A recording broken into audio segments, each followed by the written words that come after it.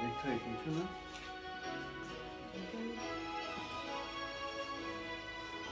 이거 겹지. 내가 뭐가 이렇게 막 하얀 거 많이 묻었다니. 이리 와봐. 응? 이렇게 뭐 하얀 거 이거 봐봐. 이게 뭐가 이렇게. 아니 거기서 뭐 이것도 있죠? 이거 따로 또 쓰레기.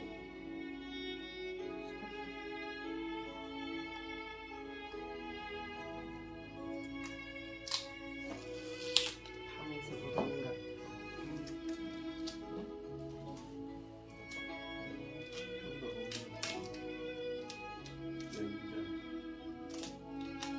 이게 좀 화장실 머리.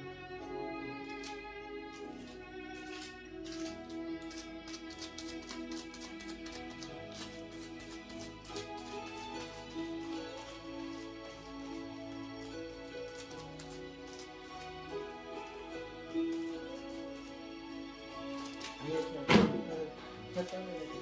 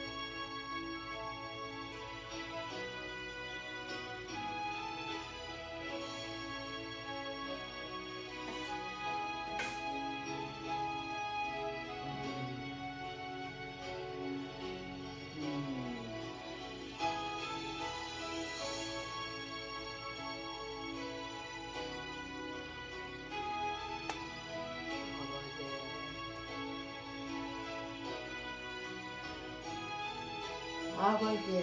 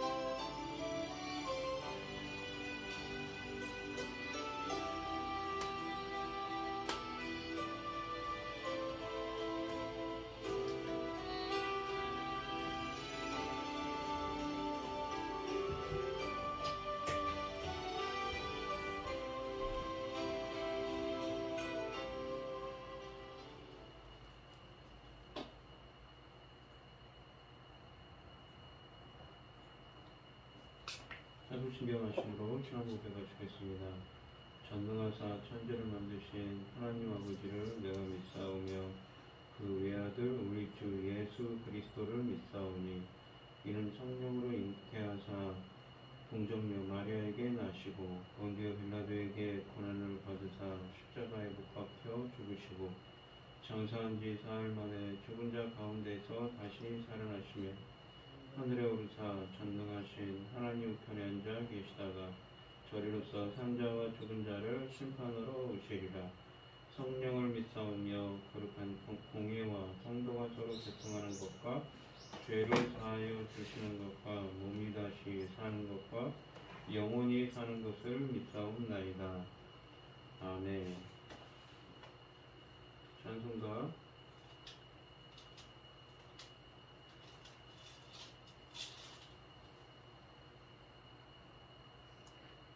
355장입니다. 찬송가 305장입니다. 나 같은 죄인 살리신 주 은혜 놀라워 잃었던 생명 찾았고 광명을 얻었네. 큰 죄악에서 건지신 주 은혜 고마워. 나 처음 믿은 그 시간 귀하고 귀하다. 이제껏 내가 산 것도 주님의 은혜라. 또 나를 장차 본향에 인도해 주시리. 거기서 우리 영원히 주님의 은혜로 배처럼 밝게 살면서 주 찬양하리라.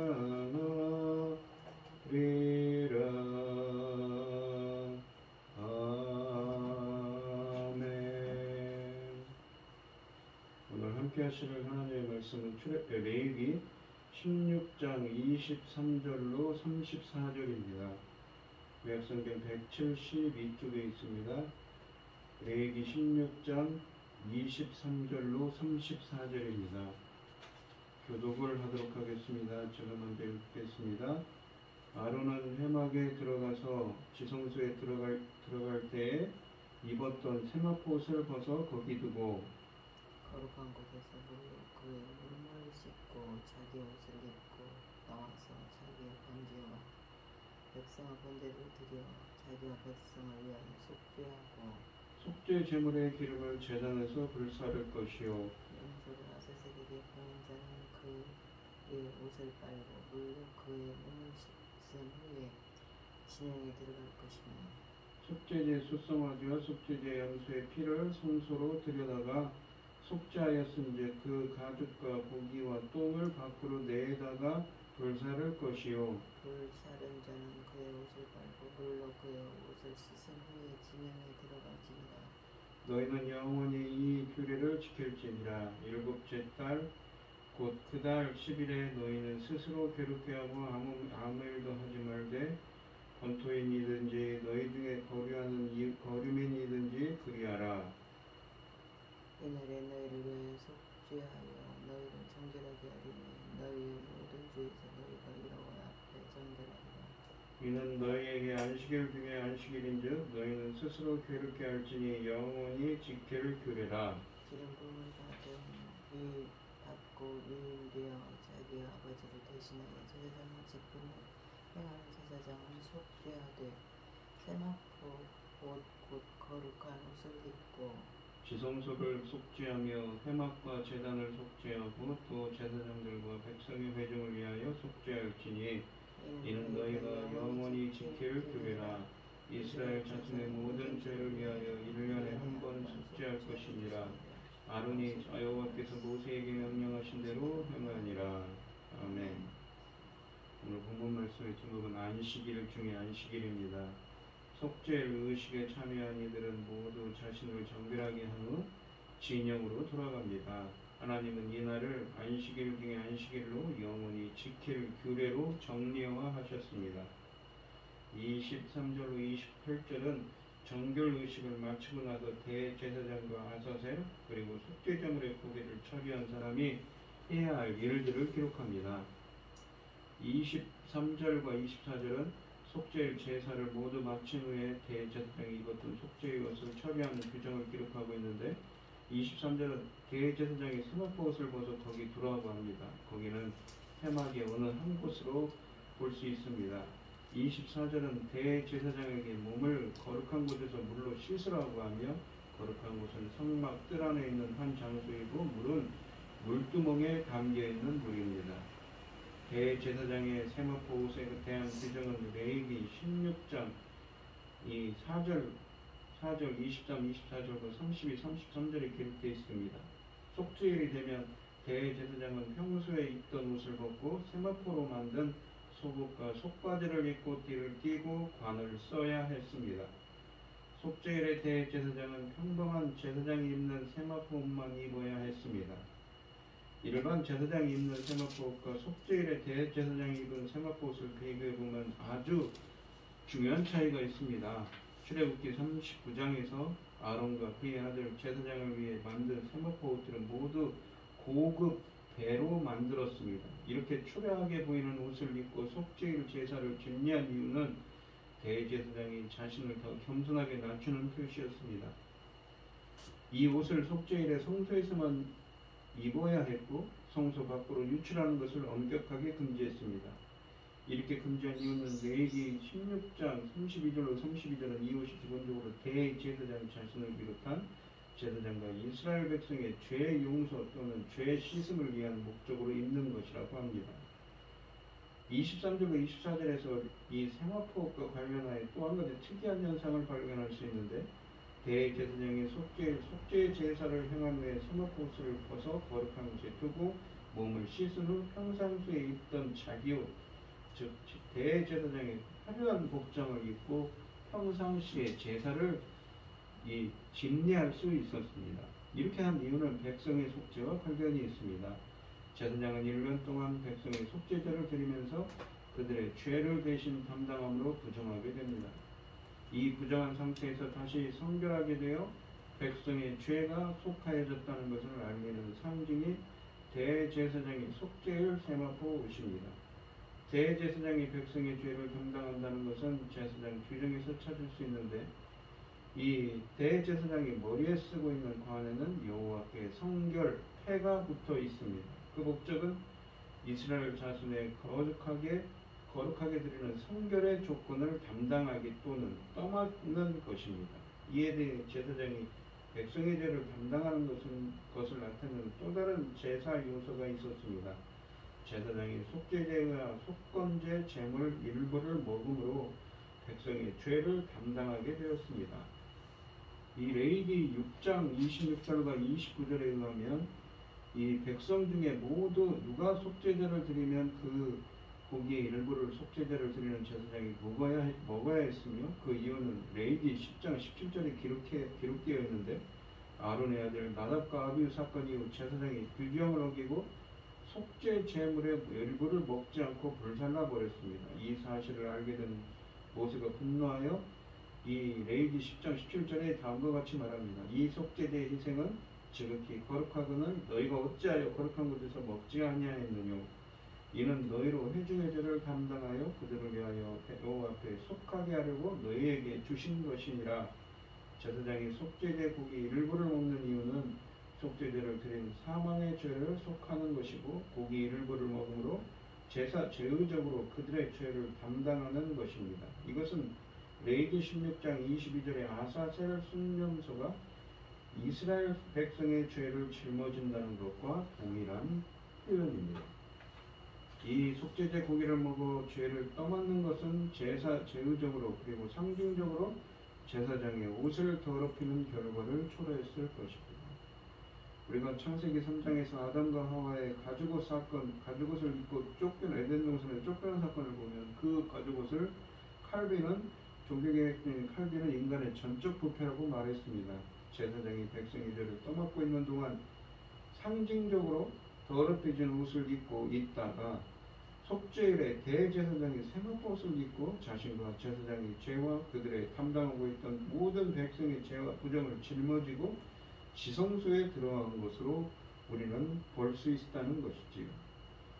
이 대제사장이 입고 있던 더러운 그 옷은 백성의 죄악을 담당하고 있음을 나타냅니다. 이 죄의 더러움을 씻는 것은 숫송아지와 순념소의 피를 속죄제 위와 앞에 뿌리는 것이었고, 그 죄악의 짐을 내려놓는 대상은 바로 아사셀이었다는 것이죠. 죄를 전거했다는 것입니다. 레위기 16장 24절에서 말하는 것처럼 지난 1년 동안 제사장이 떠맡은 이 이스라엘 백성의 모든 죄를 아사셀에게 내려놓았습니다. 아사셀을 내보내고 아사셀의 죽음을 확인한 후 대제사장은 세마포옷을 거룩한 장소에 벗어두고 평상시에 사역할 때 입는 옷을 갈아입고 일상적인 제사巡례를 다시 시작한 것이지요. 세마포옷에서 대제사장의 평상복으로 갈아입는 것은 대제사장과 제사장뿐만 아니라 백성의 죄로 더럽혀진 상태에서 정결한 상태로 바뀌었음을 나타냅니다. 25절은 대제사장이 세마포옷을 벗고 몸을 씻은 후 평상시 예복을 갈아입고 자기와 백성의 번제를 드리고 속죄제물의 기름을 번제단에 태워드리게 합니다. 26절과 28절은 아사셀을 내어보낸 사람과 속죄제 고기를 진영 밖에서 소각한 사람들은 모두 몸을 물로 씻은 후에 진영 안으로 들어오도록 시키고 있습니다. 대제사장이나 제사장이 속죄제 피를 가지고 집례하는 것은 부정으로부터 면제되어 있었고, 그렇기 때문에 속죄제 피 집례 때문에 몸을 씻는 규정은 없습니다. 27절로 28절 말씀은 속죄제 고기를 불사르는 것에 대한 이야기입니다. 속죄제물로 드리는 숫송아지와 순념소의 고기를 이스라엘의 진영 밖에 있는 번제단의 죄를 버리는 곳에서 모두 불태웠습니다. 제사장과 백성의 죄를 하나님의 회중으로부터 완전히 제거하기 위함입니다. 이때 제물의 고기를 불태운 자들은 옷을 씻고 몸을 물로 씻어야 했습니다. 그 이유는 속죄제 제물을 운반하고 소각하는 과정에 제물의 고기에 접촉함으로 인한 부정을 제거하기 위한 목적이었기 때문입니다. 우리가 히브리서 13장 10절로 12절은 속죄일에 제물의 피를 다루는 것과 제물의 소각을 예수님의 십자가 죽음과 연결시킵니다. 읽어보면 이 히브리서 13장 10절로 12절을 보시면, 우리에게 제단이 있는데 성막에서 섬기는 자들은 그 제단에서 먹을 권한이 없나니, 이는 죄를 위한 짐승의 피는 대제사장이 가지고 성소에 들어가고 그 육체는 영문 밖에서 불사릅니다. 그러므로 예수도 자기 피로써 백성을 거룩하게 하려고 성문 밖에서 고난을 받으셨느니라 라고 되어 있습니다. 그리고 십자가에서 흘린 그리스도의 피는 속죄일의 숫송아지의 순념소의 피처럼 백성을 성결하기 위해 흘렸다고 했으며, 이것은 속죄일 숫송아지와 순념소의 피는 그리스도의 피에 대한 예표라는 것을 보여줍니다. 본문 말씀의 29절로 31절은 이 속죄일의 백성이 할 일입니다. 29절은 7월 10일을 속죄일로 지키며 속죄 제사를 시행하는 것을 영원한 규례라고 합니다. 31절은 이 속죄로 완전한 안식의 안식일이라고 했습니다. 완전한 안식이라는 건 일을 그만두고 전적으로 쉬는 것을 의미하지만 31절에서 너희는 스스로 괴롭게 할지니 라는 말이 동반되는 것을 감안하면 안식의 안식일은 쉼보다는 안식일을 철저하게 지키는 것에 더 무게를 둔 표현으로 볼 수 있습니다. 29절로 31절은 속죄일에 이스라엘 백성이 해야 하는 일을 기록하고 있으며 이 일은 이스라엘 백성과 그들 가운데 거주하는 이방인도 모두 지켜야 합니다. 속죄일에 이스라엘 백성이 반드시 지켜야 할 규정은 두 가지인데 첫째는 자신의 심령을 괴롭혀 낮추는 것입니다. 31절은 이것을 다시 한번 강조하며 29절에서 이미 말했던 너희는 너희 심령을 괴롭게 할지니 영원한 규례이니라 라는 말을 반복합니다. 일반적으로 안식일과 절기들 그리고 안식년은 쉬는 날이고 축제의 날이었지만 속죄일은 그렇지 않았습니다. 속죄일은 쉬는 날이지만 축제가 아니라 하나님께서 백성이 1년 동안 저지른 죄와 부정을 깨끗하게 하고 용서할 죄를 판단하는 심판의 날입니다. 백성이 지켜야 할 두 번째 규정은 노동을 하지 않는 것입니다. 모든 안식 규정에 노동 금지 규정이 있는 것처럼 속죄일에도 무노동 규정이 있습니다.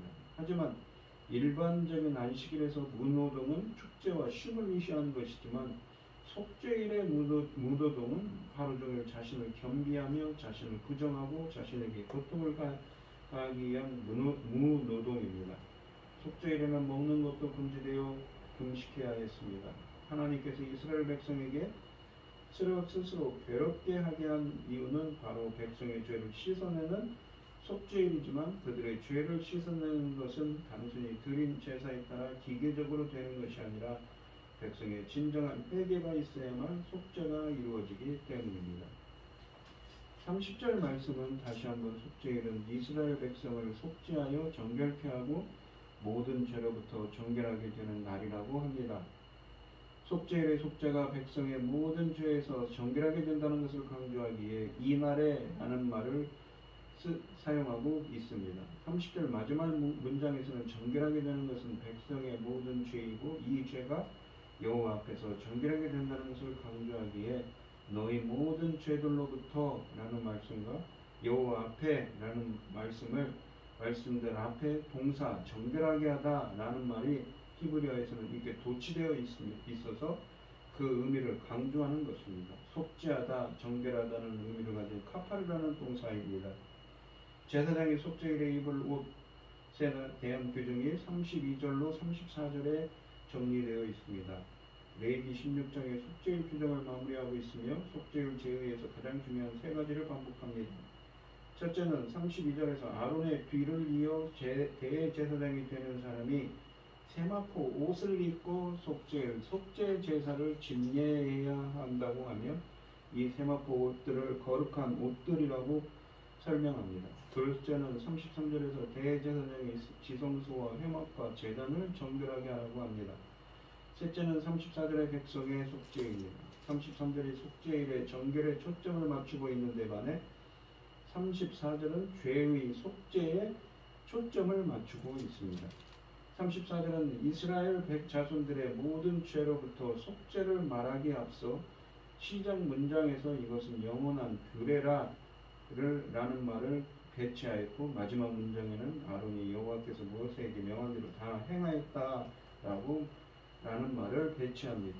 34절의 이 두 표현은 레위기 16장의 속죄일 제사 전체를 의미하는 것이지만 34절은 의도적으로 이스라엘 자손들을 그들의 모든 죄로부터 1년에 한 차례씩 속죄할지니라 라는 말의 앞과 뒤에 배열하여서 이스라엘 자손들의 모든 죄를 속죄하는 것을 강조하고 있습니다. 이 속죄일의 제사에서 가장 부각되는 인물은 대제사장입니다. 오늘 본문 말씀을 보시면 이 대제사장은 이스라엘 백성 모두와 제사장 모두를 대표해서 지성소에 들어가 속죄 제사를 집례합니다. 대제사장의 이 사역은 메시아의 속죄 사역을 예표하는 것이라고 아까도 히브리서 13장 10절로 12절 말씀을 들어서 설명했으며 이 같은 사실은 에스겔 45장에도 잘 나타납니다. 또한 히브리서 10장 16절은 대제사장의 속죄일 제사는 완전하지 못해서 매년 이 제사를 반복해야 했지만 메시아이신 이 예수님의 십자가 사건은 단번에 완전한 영원한 대속이기 때문에 자기 백성을 죄로부터 정결하게 하였다고 합니다. 히브리서 10장 26절의 메시지는 이 그리스도의 십자가 사건과 죄 문제 해결에 대해서만 말하는 것이 아니라 속죄일과 이날에 행해진 대제사장의 사역이 메시아 예수님의 사역을 예표하고 있음을 보여줍니다. 히브리서 9장은 속죄일 제사를 그리스도의 십자가 고난과 비교하며 두 가지 중요한 사실을 우리에게 알려줍니다. 이 첫째, 히브리서 9장 12절은 속죄일의 속죄 제사를 위하여 대제사장이 염소와 송아지의 피를 가지고 지성소에 들어간 것과 비교하여 예수 그리스도께서는 자기의 피로 속죄를 드렸다고 합니다. 그리고 히브리서 9장 12절은 대제사장이 해마다 속죄 제물의 피를 가지고 성소에 들어간 것과 달리 예수님께서는 자신을 제물을 바쳐서 다시 제물을 반복하여 드릴 필요가 없고 단번에 죄를 위해 없이 하셨다고 합니다. 히브리서 9장 24절은 구약시대의 성소가 참것의 그림자라고 하며 이 설명은 히브리서 곳곳에서 볼 수 있습니다. 히브리서 8장 5절은 성전을 하늘에 있는 것의 모형과 그림자인데 반해 그리스도는 하늘에 있는 참 장막에서 섬기는 이시라고 했습니다. 히브리서 9장 9절은 이 장막을 현재까지의 비유라고 합니다. 히브리서 9장 24절은 대제사장은 그림자인 성소에 들어가서 속죄 제사를 진리하셨지만 예수 그리스도는 참 성소인 하늘 보좌에 바로 들어갔다고 하며 9장 11절은 예수님께서 이 창조에 속하지 않은 더 크고 온전한 장막인 하늘 성소에 들어가 속죄하셨다고 했습니다. 히브리서 10장 19절로 22절은 지성소는 대제사장이 1년에 한 번만 들어갈 수 있고 들어갈 때에도 그냥 들어가지 못하고 향을 피워 속죄소를 가득하게 채워야 들어갈 수 있던 것을 그리스도의 십자가 사건과 비교합니다. 대제사장은 향을 피워도 하나님의 진노의 심판과 죽음에 대한 공포를 가지고 있습니다. 그렇게 속죄소에 이 아덕과 나비오의 죽음처럼 하나님 앞으로 속죄소에 나아갔는데 나아갔지만 예수 그리스도는 십자가에 못 박혀 죽으심으로 성소와 지성소를 구분하는 휘장을 위에서 아래로 찢어 그 가운데를 열어 버리셨습니다. 20절은 이 휘장을 예수 그리스도의 육신이라고 하며 그리스도께서 십자가에서 살을 찢으심으로 이 가운데를 지나 하나님 아버지께로 나아가는 새로운 살 길을 열었다고 했습니다. 이 길은 그리스도 자신만 하나님 아버지께 나아가기 위해 만든 것이 아니라 성도들이 하나님 아버지께 나아갈 수 있도록 만든 길입니다. 그래서 히브리서 10장 19절은 예수 그리스도를 믿는 자들이 예수님의 피를 힘입어 이 지성소에 나아갈 수 있는 자격과 담력을 얻게 되었다고 합니다. 그리고 히브리서 6장 19절은 성도들이 하나님께서 아브라함에게 한 약속을 성도들이 소망으로 받았고 이 소망은 튼튼하고 견고하여 마침내 휘장 안에 들어갈 수 있다고 했습니다. 히브리서 6장 20절은 그 이유를 예수께서 멜기세덱의 관철을 따라 영원한 대제사장이 되어 우리를 위해 먼저 들어가셨기 때문이라고 합니다. 우리가 본문 말씀을 보시면 이 대제사장이 대속죄일에 1년에 한 번씩 들어가서 하나님께 이 제사를 드립니다. 그래서 이 모든 백성들과 제사장이 죄까지 전가하며 그 진례를 통하여서 회개의 날을 선포하죠. 하지만 이것은 히브리서에 있는 말씀처럼 한 번의 영원한 완전한 대속을 일으킨 예수 그리스도의 십자가 대속을 의미하고 금방 설명드렸던 것처럼 그 십자가의 대속을 통하여서 우리에게 새로운 살 길을 열어주셨습니다. 우리의 영원한 이 십자가 대속을 통하여서 새로운 살 길을 열으신 우리 예수 그리스도이신데 우리도 예수님의 우리의 친히 중보자가 되셔서 우리와 함께 하시고 우리의 양의 목자가 되신 주님께서 우리를 그 주님의 영광으로 지성소에 들어간 대제사장처럼 우리가 친히 산제물로 우리가 드려질 수 있는 은혜가 함께 해달라고 간절히 기도하며 나아가는 우리 성도님들이 되시기를 축원드리겠습니다. 기도하겠습니다. 하나님 아버지 감사합니다. 오늘은 이 대속죄일에 1년에 한 번 대제사장은 아사셀 염소를 가지고 이 지성소에 있는 주님의 보좌 앞에 담대히 나아가 우리 1년 동안 지은 모든 죄를 속죄한 이야기를 합니다. 대제사장은 매년마다 한 번씩 들어가지만 우리 영원한 대제사장이신 예수 그리스도는 한 번의 완전한 영원한 대속 십자가의 대속을 이루시고 하나님 우편에 앉아 계십니다. 그 십자가의 대속에 흘리신 피에 힘입어서 저희들도 담대히 하나님 앞에 들어가는 은혜를 얻었다고 히브리서 기자는 말합니다. 저희들도 주님의 은혜의 보좌 앞에 담대히 나아갈 수 있도록 산자물이 되어서 영원한 우리의 중보자이신 우리의 대제사장이신 예수 그리스도의 그 보혈의 은혜에 힘입어서 은혜의 보좌 앞에 나아갈 수 있도록 주님의 영광이 함께하는 오늘 하루가 될 수 있도록 주님 붙들어 주시고 함께하여 주시옵소서. 이 모든 말씀 거룩하신 예수 그리스도의 이름으로 기도드리옵나이다. 아멘. 하늘에 계신 우리 아버지여, 이름이 거룩히 여김을 받으시오며 나라의 마옵시며 뜻이 하늘에서 이룬 것 같이 땅에서도 이루어지이다. 오늘날 우리에게 일용할 양식을 주옵시고 우리가 우리에게 죄 지은 자를 사하여 준 것 같이 우리의 죄를 사하여 주옵시고 우리를 시험에 들게 하지 마옵시고 다만 악에서 구하옵소서. 대개 나라와 권세와 영광이 아버지께 영원히 있사옵나이다. 아멘. 오늘 주신 말씀 가지고 기도할 때요, 예수 그리스도의 십자가의 보혈로 은혜의 보좌 앞에 담대히 나아가 주님의 영광이 함께하는 오늘 하루가 되게 달라고 기도하시고, 어려움을 당하신 분들과 오늘 거룩한 주일을 예배를 위해서 간절히 주여 삼창하시면서 통성으로 기도하도록 하겠습니다.